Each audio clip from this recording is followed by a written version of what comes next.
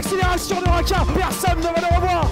Liberty Raka. Et le nouvel essai. Et le nouvel essai pour l'ASM Clermont-Auvergne.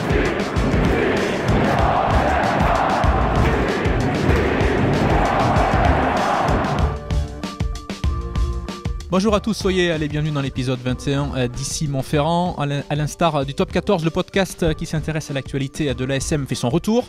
Dans cet épisode, nous allons débattre autour de cette question. Pesceli Yato doit-il être titulaire à la place de Fritz Lee au centre de la troisième ligne? On répondra à cette question d'ici quelques petites minutes avec mes deux invités, Valérie Lefort, Arnaud Clerc. Bonjour messieurs. Salut Manu, salut à tous. Dans cette émission, on retrouvera également les tops et les flops. On fera également un focus sur la rencontre de ce samedi entre l'ASM et Bordeaux-Bègles et on terminera comme d'habitude avec le traditionnel quiz. On va commencer ce podcast avec les 3 infos essentielles ou non. Première info qui est tombée samedi soir, quelques minutes après la fin du match ASM Bordeaux-Bègles, c'est la première convocation d'Étienne Falgoux avec l'équipe de France. Le Bessard a été appelé pour compenser l'absence du pilier rochelais Dani Priso qui s'était blessé face aux Anglais, touché au genou, et donc Étienne Falgoux a eu le temps de prendre quelques affaires et puis de... Pas sûr qu'il ait eu le temps de les repasser quand même. Ça allait vite et il est couru à la gare et on l'a amené à la gare, il a pris le train et il est monté tout de suite à Marcoussis. Bonne nouvelle pour lui en tout cas. Oui, il a pris le dernier train, c'est bien, à lui de saisir sa chance, sachant qu'aujourd'hui il n'y a que 2 piliers gauche en équipe de France, donc il sera dans le groupe qui va jouer contre l'Écosse et puis il risque de rentrer en jeu, donc maintenant il est au pied du mur, c'est à lui de jouer.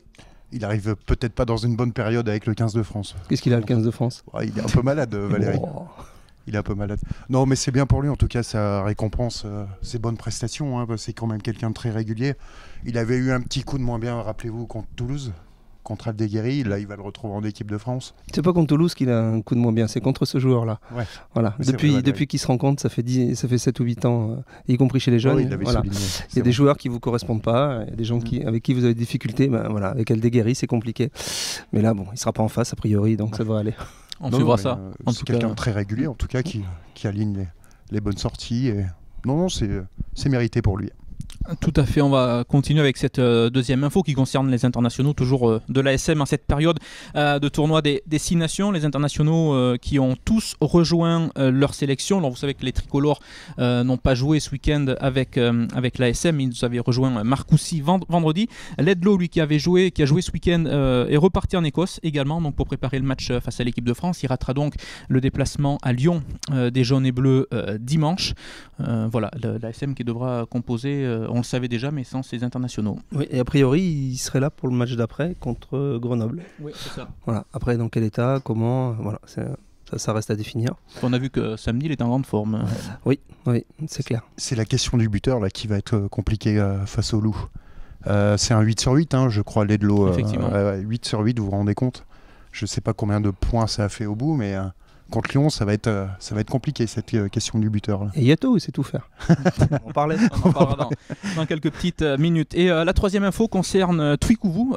C'est à Twikouvou, vous savez, qu'il était blessé depuis le mois de novembre. Il s'était blessé en sélection avec les Fidji, une fracture du pied. Il a renoué avec la compétition ce week-end avec les Espoirs.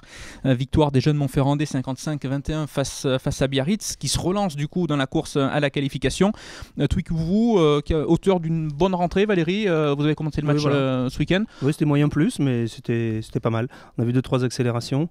Je crois qu'il a un petit peu d'appréhension encore. On l'a vu à un moment sur une accélération justement. Mais bon, ça a l'air de tout doucement de se remettre en place. Il va lui falloir un petit peu de temps, mais c'est bien. Bon, en tout cas, voilà, on espère le revoir très vite sur les pelouses du Top 14. Vous écoutez ici Montferrand, le podcast qui s'intéresse à l'actualité de l'ASM. C'est maintenant l'heure du débat avec cette question. Aujourd'hui, Pesceli Yato doit-il être titulaire à la place de Fritz Lee au centre de la troisième ligne? Valérie. Alors comme ça, j'ai envie de dire non, mais pourquoi pas? Voilà. Et en même temps, comme dirait quelqu'un de bien connu, disons que c'est aujourd'hui une opportunité supplémentaire pour l'ASM. Il n'était pas forcément très convaincant au départ, à ce poste au couloir. Il manquait peut-être un peu de gestuelle, 2-3 petites choses, mais c'est un garçon qui apprend extrêmement vite. On l'a vu là sur les derniers matchs, c'est impressionnant. Et donc c'est vraiment aujourd'hui une alternative crédible. Je vois pas pourquoi on enterrerait Fritz Lee. C'est pas parce qu'il a pris un pet au casque là, qu'il est au repos et à l'herbage pendant 1 mois et demi qu'il faut le condamner. C'est un garçon extrêmement précieux qui a fait de très grosses sorties. Non, disons que c'est une opportunité de plus pour l'ASM dans sa palette en troisième ligne, et c'est très bien. Mais c'est vrai que c'est un joueur qui sait faire tout. Donc on peut le mettre flanqueur, on peut le mettre effectivement maintenant comme numéro 8. Et il a déjà joué comme en deuxième ligne, notamment pour la finale 2017. Je crois qu'il est même rentré dans la ligne de 3/4 une fois. Donc voilà, c'est pour ça que je plaisantais à peine quand je disais qu'il pouvait buter, mais pourquoi pas, hein, avec son pied, il chose du 50, s'il met des grands coups de pompe à Gerland, ça peut marcher. Non mais voilà, c'est un joueur qui est extrêmement doué, voilà, qui a un potentiel de fou, un physique hors norme, donc, mais non, je trouve que c'est un atout de plus pour l'ASM. Alors, pour rebondir sur ce que disait Valérie à la fin de son propos, je le mettrai pas troisième ligne centre parce que moi j'ai pas envie d'enterrer Fritz Lee. Ah oui. Fritz Lee, c'est quand même un joueur fantastique. Défensivement, c'est toujours le premier à distribuer des plaquages en voiture. Voilà, j'ai notamment le souvenir de ce match à Montpellier où il avait renversé tous les Sud-Africains de Montpellier. Il plaquait, il se relevait, il plaquait, il se relevait. Donc je pense que Fritz Lee, c'est un titulaire en puissance au sein de l'ASM. Et en numéro 8, je vois pas qui d'autre, malgré que notre ami Yato enchaîne les bonnes prestations. C'est Fritz Lee en numéro 8 et c'est le numéro 1 du poste. Il n'y a pas à sourciller là-dessus. Mais justement, au poste de flanqueur, par contre, tu disais, Valérie, que c'était un joueur complet. En l'absence de Cancourier, qui est blessé normalement jusqu'à la fin de saison, Ituria, et de l'autre côté, moi je mettrais Fritz Lee. Parce que Yato, pardon. Excusez-moi. Oui, ça dépend des configurations, ça dépend des matchs.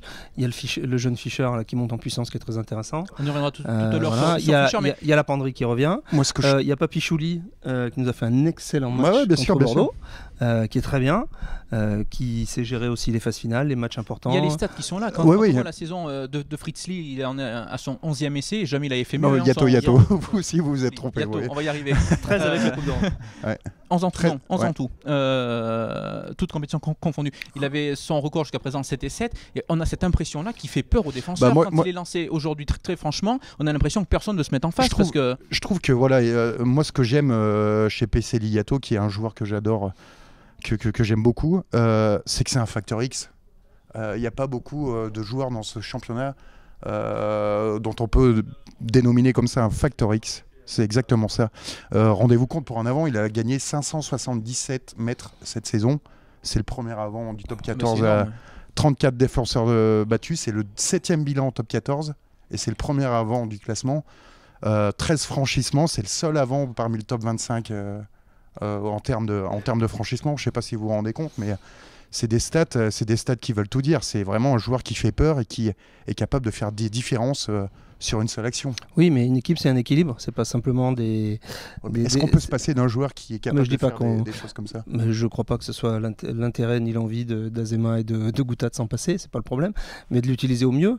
C'est-à-dire que ça apporte des cordes supplémentaires à l'arc de l'ASM, donc c'est très bien. Il y a des matchs même, ils vont pouvoir le laisser se reposer, parce qu'on sait qu'on va avoir besoin de lui plus contre Northampton que contre Pau ici, par exemple, à la maison, pour donner un exemple, plus en demi-finale de Coupe d'Europe si ça passe, et plus en demi-finale du championnat et en finale s'ils vont au bout, que d'éreinter les joueurs qu'on a pu le faire à une certaine période, notamment je pense à Fritz Lee, qui là se repose, je pense qu'il va revenir en pleine bourre, donc on sait maintenant qu'un garçon comme Yato peut prendre le relais au poste de numéro 8 sans problème, et apporter sa plus-value et ses spécificités, donc c'est très bien pour tout le monde, non, là-dessus c'est pas un souci.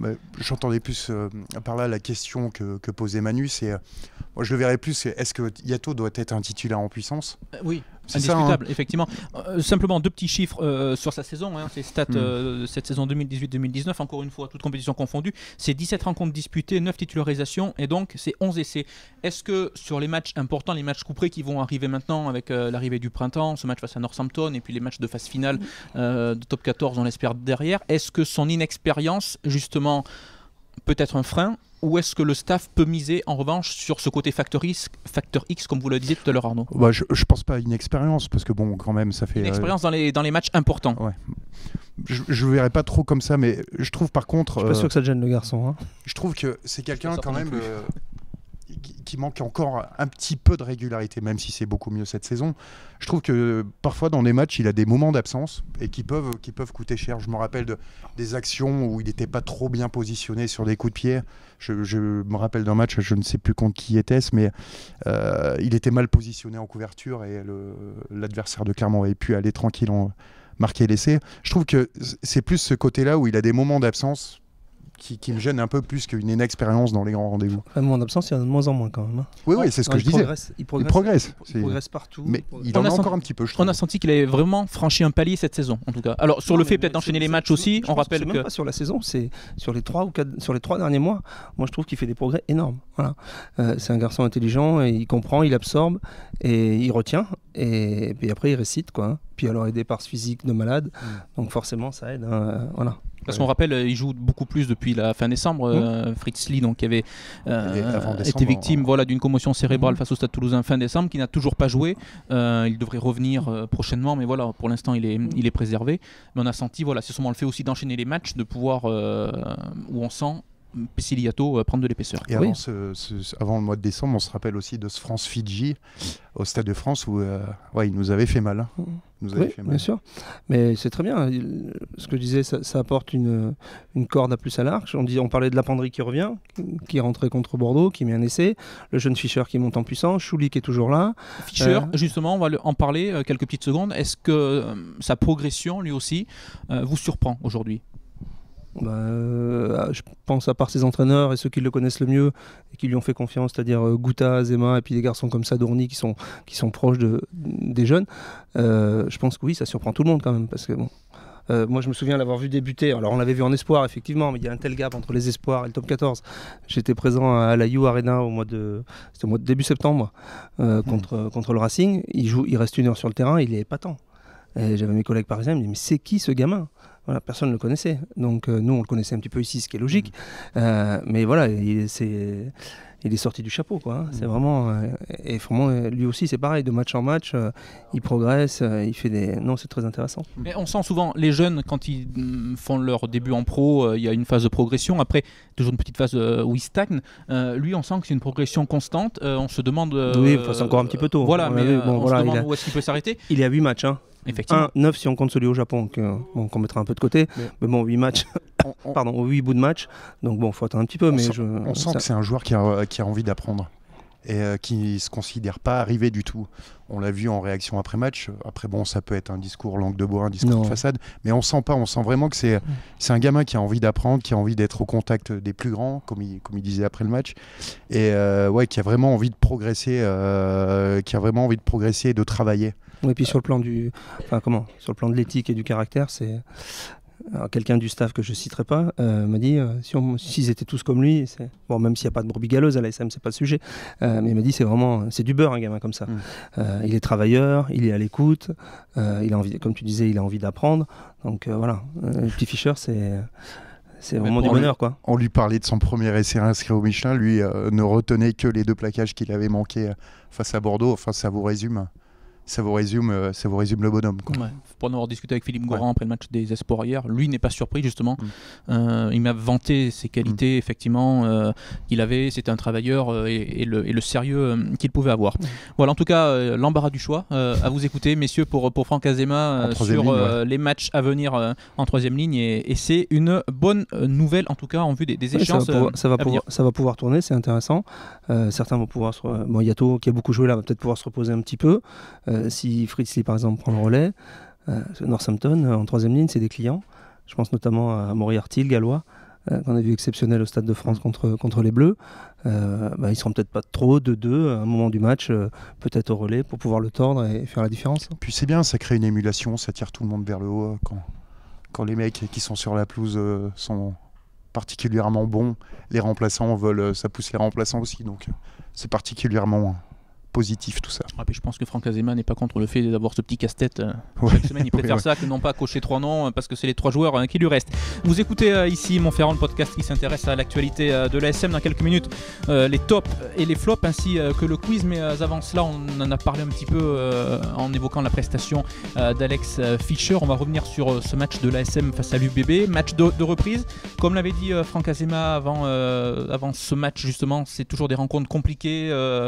Voilà, il y a eu 3 semaines d'arrêt. On ne sait jamais trop comment les joueurs vont répondre derrière. Franck Azema peut être satisfait. Voilà, l'objectif a été atteint. Il y a la victoire, même si on aurait peut-être pu espérer un bonus offensif en fin de match. Mais voilà, il y a les 4 points qui sont là. Oui, non, voilà, il n'y a pas grand-chose à redire. Hein. Ce qui a été fait était plutôt propre. Bon, effectivement, surtout au regard des victoires de Toulouse au Racing, de La Rochelle à Grenoble et de Lyon au Stade Français, c'est vrai qu'on se dit que là, point de bonus, ça aurait été pas mal. Mais bon, il reste encore du chemin à parcourir. Mais bon, globalement, on ne va pas faire la fine bouche. Et puis bon, il y a un phénomène qu'il ne faut pas oublier, c'est que c'était les premières chaleurs. Pour la mi-février, on était à 20 degrés. Et 20 degrés sur une pelouse, il fait encore plus chaud en bas. Pour en avoir parlé avec les joueurs, avec certains joueurs à la fin du match, et bon, les dernières 20 minutes, ça commençait à piquer un peu quand même. Franck Azema a dû être rassuré aussi par l'état d'esprit après un début de match un peu difficile. On a vu Clermont vraiment qui s'est remis dans le sens de la marche très rapidement et qui a ensuite déroulé, façon de parler, mais qui a mis quand même 40 points à une bonne équipe de Bordeaux. Donc ouais, je pense que l'entraîneur pouvait être satisfait de l'état d'esprit. Avec 2-3 leaders qui ont été vraiment, qui ont tiré l'équipe vers le haut, que ce soit Ledlow, Moala, donc des garçons intéressants. Chouli. Chouli très bon, effectivement, oui, pour son... Un Ben Danone aussi qui revient bien, j'ai trouvé. Ouais, il partait un peu de loin là. Ouais. Non, mais c'est vrai. Ouais, non, il progresse. Dans quelques instants, les tops et les flops, c'est même tout de suite. Messieurs, ce que vous avez aimé ou ce que vous avez moins aimé de ce week-end sur les pelouses de rugby. On va commencer avec les flops. Avec toi, Valérie ? Le flop, je dirais, je vais rester sur Toulon. Pour changer. Ouais, mais là sur un angle un peu différent. Ça aurait pu être Montpellier aussi, mais bon, c'était l'objet du billet dans le journal ce matin. Non, c'est le positionnement entre guillemets victimaire du président Boudjelal et ses saillies sur certains de ses joueurs qui ne lui donnent pas satisfaction. Bon là, il les traite un peu comme de la piétaille, un peu comme du bétail. C'est vrai que Savea est pas bon. Il est même mauvais. C'est vrai que le demi de mêlée gallois, il est pas bon, il est même mauvais. Mais bon, il y a des contrats, ils sont faits pour être respectés. On dit pas aux joueurs, voilà, vous pouvez vous casser, rentrer chez vous. Non, ça se passe pas comme ça. Quand il y a des contrats, faut aller jusqu'au bout, les tenir, ou alors on trouve un accord amiable et on se sépare. Mais c'est pas aux joueurs de dire, voilà, maintenant je rentre chez moi et je m'assois sur les salaires. Voilà. C'est le président qui les a signés, ces contrats-là, donc il doit les assumer. Voilà. Il y a des fois, l'année dernière, il y a des joueurs à l'ASM qui n'ont pas été bons. On les a pas mis dehors pour autant, hein, et on les a retrouvés bons cette année. Bon. On sent que la fin de saison pourrait être compliquée du côté de la RAD. Ah bah oui, il n'y a plus grand chose à jouer maintenant.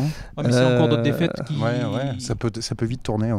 Ouais, parce que c'est des garçons qui ne sont pas forcément habitués et focalisés, et encore moins à Toulon ces dernières années depuis pratiquement 10 ans.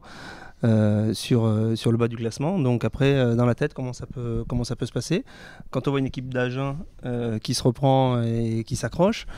Perpignan, bon, je pense qu'ils sont quand même très loin. Ils ont 8 points, donc ils sont trop loin. Mais bon, pour la place de barragiste, attention, je suis pas sûr que aujourd'hui, tout le monde disait Perpignan va descendre et Agen sera forcément le barragiste. Sauf que le barragiste ce matin, c'est Grenoble.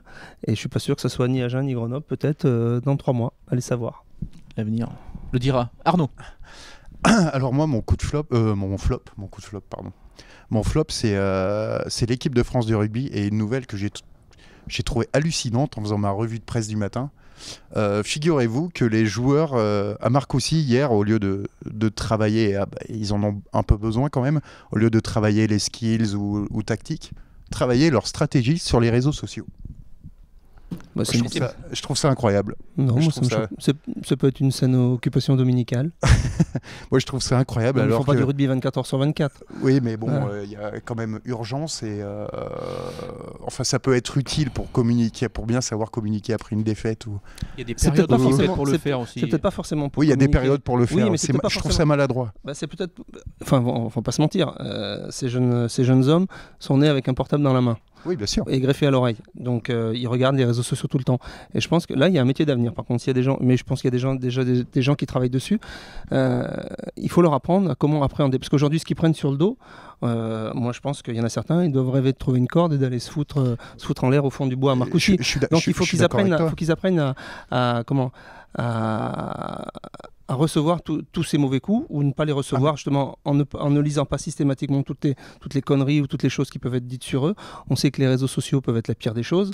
C'est devenu un dégueuloir pour parler directement. Donc effectivement, ça peut finir encore de déstabiliser un peu plus des garçons qui n'en ont pas forcément besoin. Ils n'ont pas tous la trempe et le caractère pour dire je suis capable de supporter tout ça. Donc on leur donne 2-3 règles entre guillemets d'hygiène ou de code de conduite pour pouvoir absorber tout ça. Moi ça me choque pas, c'est un dimanche, voilà, Marc aussi, c'est pas obligé de faire du rugby. Ils peuvent pas faire du rugby 24 heures sur 24. Tout le temps, mais alors je trouve ça que c'est très maladroit que ça sorte à un moment où l'équipe de France n'a pas besoin de ça, quoi. Tout le monde disait après le match de l'Angleterre, on travaille pas assez, faut qu'on travaille plus la tactique. Et là, on constate. Non mais s'il y a une carence dans un domaine, on peut la travailler, ça n'empêche pas de faire d'autres choses à côté. Non, mais je suis d'accord, mais je trouve que c'est une question. Manger, un temps pour se reposer, un temps pour réfléchir. Au niveau de la temporalité, je trouve pas ça top. Que des choses comme ça fuitent, ça résume un climat qui est malsain. Enfin, je sais pas. Aujourd'hui, on ne retient plus rien. Je trouve ça bizarre, moi. Enfin... Et puis ça reste un climat négatif. Je veux dire, cette équipe et ce groupe a besoin de retrouver de la confiance. Là, il reste encore sur les messages qu'il y a sur les réseaux sociaux. C'est malheureux, mais c'est comme ça. C'est du négatif, c'est des insultes, c'est des critiques. Et c'est pas comme ça que les joueurs vont retrouver cette confiance ça, qui sera. Ils le voient de toute façon. Ah, mais ils le voient. Je suis d'accord. Je suis d'accord avec toi, Valérie, qu'il faut qu'ils apprennent à le gérer. Mais est-ce que c'est au staff de l'équipe de France de faire ça? Enfin, je sais pas. Moi, je trouve ça bizarre. C'est pas Brunel qui leur apprend comment se servir des applications. Ça m'étonnerait. Mais bon, je pense qu'on a fait venir des gens à Marcoussis qui connaissent ces domaines-là, qui savent comment les appréhender, comment les décrypter. Et moi, ça me choque pas qu'on apprenne à ces jeunes joueurs. Alors, il y en a qui ont 10 ans de plus, c'est un peu différent. Et puis d'autres ont plus de caractère. Mais je pense qu'effectivement, ça peut être extrêmement déstabilisant pour un sportif de haut niveau de se voir insulté, vilipendé, moqué. Surtout en plus dans l'état où ils sont, vu les résultats. Donc, si on leur donne 2-3 clés, que ça peut permettre de débloquer certaines choses, pourquoi pas. Et c'est pas la fin du monde. Je suis d'accord avec toi, mais... Quel message le supporter de l'équipe de France qui lit ça ce matin. Il a le droit de réfléchir aussi, le supporter. Je ne sais pas comment on peut voir ça. On fera peut-être l'objet d'un futur débat dans les Simon Ferrand. On va passer au top en tout cas avec toi, Valérie. Le top, qu'est-ce que je vais dire? Le top, j'ai pas réfléchi, pardon. Je vais dire le résultat de Toulouse et puis la fraîcheur toulousaine à la U Arena. Franchement, c'était vraiment sympa à voir.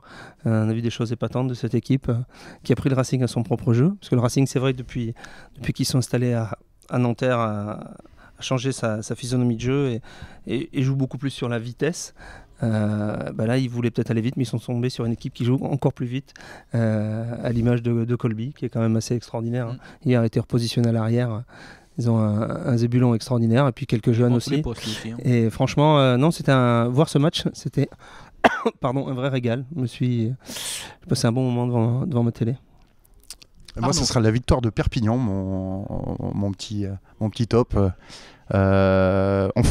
Enfin, ça doit être compliqué pour les Catalans de traverser un championnat sans gagner le moindre rencontre. Et là, particulièrement dans le derby, face à un pauvre Montpellier qui est un peu... toujours. Une équipe de bourricots. Pas d'autres mots.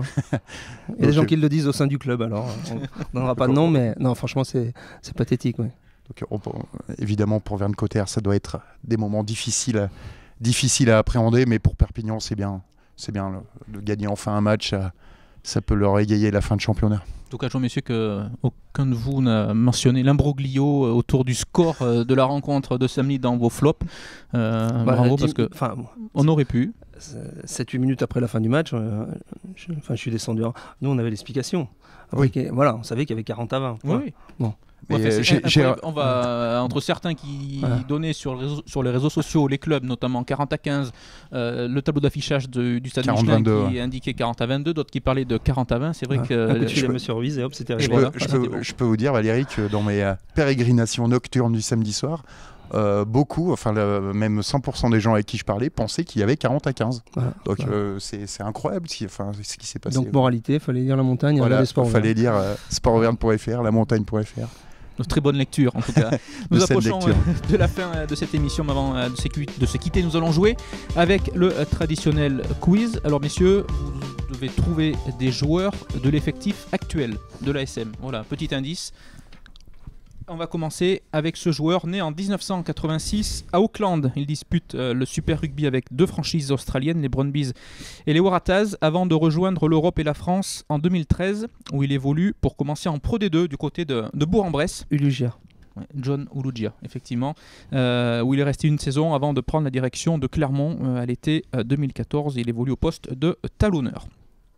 Deuxième joueur, né en juin 1985. Il fait ses débuts professionnels en 2006 avec la province des Free State Cheetahs avant de rejoindre la franchise Fritz des Bulls. Non, Philippe Van der Merwe. Flip van der Merwe également. Allez, un petit troisième pour la route. La victoire sera éviter la Fanny. pour Valérie. Un joueur né le 29 septembre 1996 en Allemagne. Après avoir débuté le rugby à Colmar, je poursuis mon apprentissage du côté de Pont-du-Château avec les équipes jeunes avant de rejoindre le centre de formation de l'ASM. Gédrasiac. Non, j'effectue mes grands débuts avec le groupe professionnel de l'ASM le 25 avril 2015 lors d'un déplacement à Castres. Cette saison, j'ai disputé 9 rencontres, dont 4 comme titulaire. Samedi, face à l'UBB, j'étais sur le banc. Vous trouvez pas, messieurs ? Je vais quitter Clermont à la fin de la saison pour rejoindre notre club de la grande région Auvergne-Rhône-Alpes, Mickaël Simutoga. 3-0, et ben voilà. Ça le fait des fois. Tu voudrais pas faire un blind test la prochaine fois ou... On fera ça. On va y penser pour la prochaine émission. Voilà, c'est la fin en tout cas de ce podcast ici Montferrand. Merci beaucoup messieurs de m'avoir accompagné. Merci à Valérie Guinard pour la partie technique. N'hésitez pas à laisser vos commentaires, vos remarques, critiques constructives, comme le dirait Martial Delcluse qu'on salue, sur la page Facebook d'Ici Montferrand ou sur notre compte Twitter. Vous pouvez retrouver cette émission sur la plateforme Castbox. On se retrouve la semaine prochaine. Bonne journée et à bientôt. Salut. Salut à tous, bye bye. Au revoir.